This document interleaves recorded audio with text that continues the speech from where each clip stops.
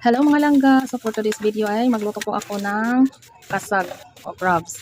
So ito mga langga ay nilagyan ko lang siya ng konting butter at saka luya, bawang at saka sibuyas. So ayan lang. Sobrang presko po to talaga mga langga. So nakabili po yung asawa ko kaninang umaga. Presko pa to talaga mga langga galing sa Cordoba. So ayan na siya mga langga. Hindi ako maglagay ng water mga langga. So ito lang, pahubsan lang ninato siya tapos halo-haloin natin.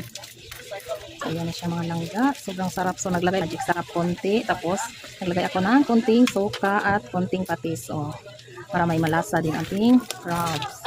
Langga, simpleng luto lang to mga langga. Kasi ano, naglutom na tong nag-abang na si Ate Jasmine. Ayan, paborito po to talaga namin mga langga. Oy.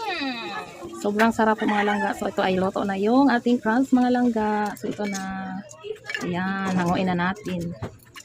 Hindi to masyadong malaki pero masarap to mga langga. Diba? So, yan lang po. Thank you for watching. Bye-bye po. Ingat po.